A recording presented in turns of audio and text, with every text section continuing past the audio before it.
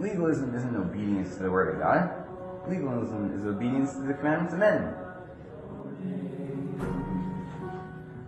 Woe to you, scribes and Pharisees, hypocrites! For you pay tithe of mint and anise and cumin, and you have neglected the weightier matters of the law, justice and mercy and faith. These you ought to have done without leaving the others undone, blind guides who strain out a gnat and swallow a camel. Woe to you, scribes and Pharisees, hypocrites! For you cleanse the outside of the cup and dish, but inside you are full of extortion and self-indulgence. Blind Pharisee, first cleanse the inside of the cup and dish, that the outside of them may also be clean.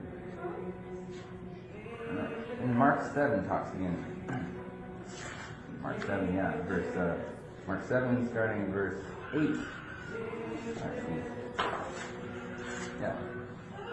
Verse 7.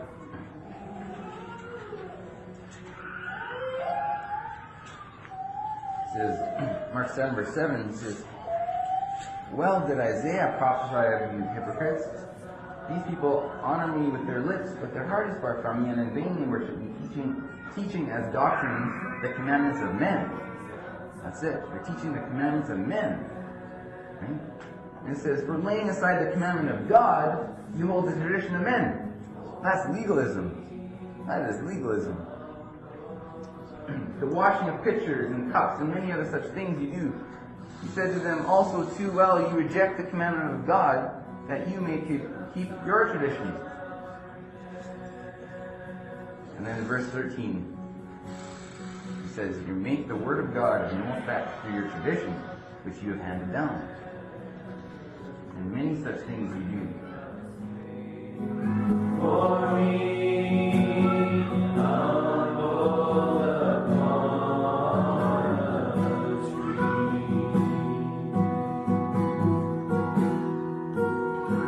Name is great. Many of us in the church can do that by having a form of godliness. It can be just going to church once a week. Right? If I go to church once a week and I do this religious practice, or 3 times a week, and I do this religious practice, then I shall be white and clean, right, on the outside. And that's legalism. Right? That's religion. That's not life. Are you doing things? Perhaps if I take communion once a month, right? Perhaps if I be baptized, just the act of it. Perhaps if I do these certain things, right? So this is a form of godliness. Every tongue will confess. And I started thinking about the righteousness that comes from the law and the righteousness that comes by faith. And these are 2 very distinct differences. The righteousness that comes from the law and the righteousness that comes by faith.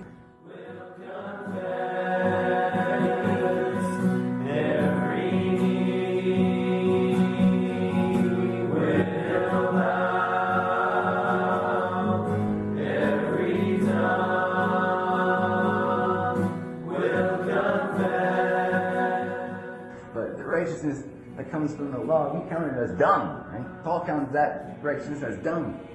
For it says, the righteousness that comes from the law, it says there is none righteous, no, not one. And it says also that our righteousness is as filthy rags.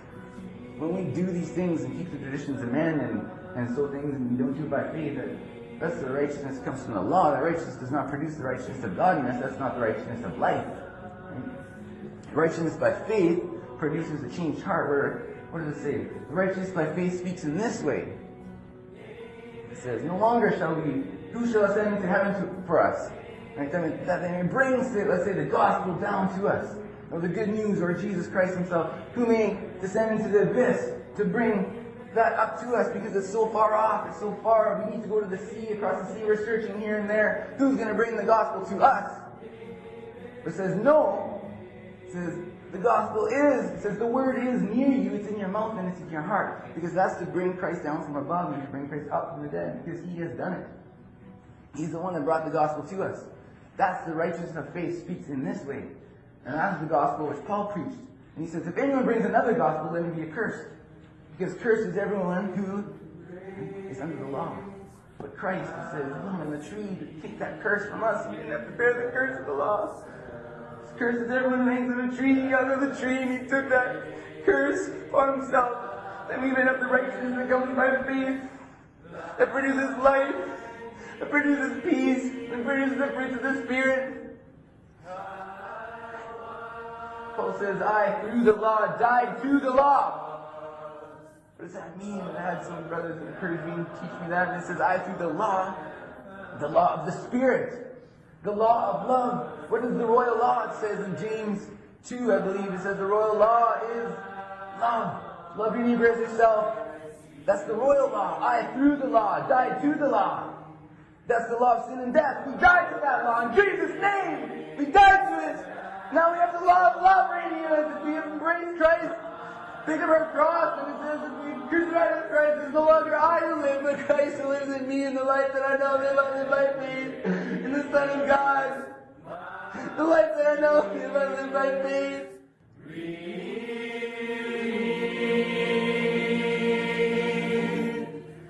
How precious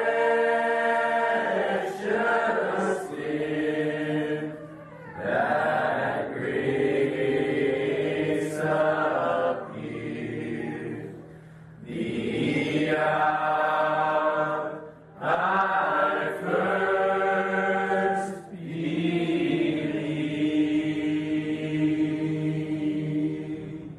He's abolished in his flesh the commandments contained in ordinances.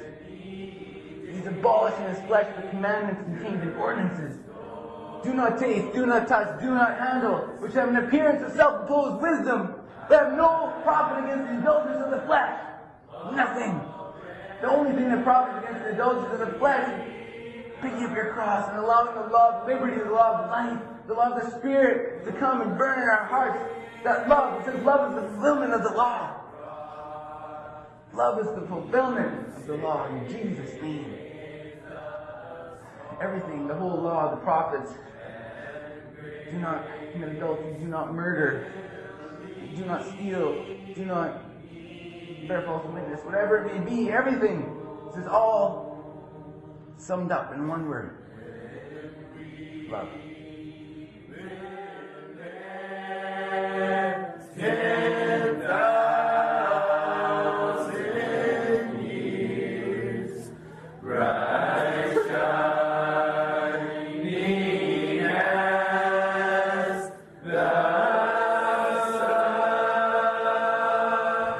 The purpose of the commandment, this is the commandment, the purpose, what is the purpose? Is love. From a pure heart, from a good conscience, and from sincere faith. God's grace, then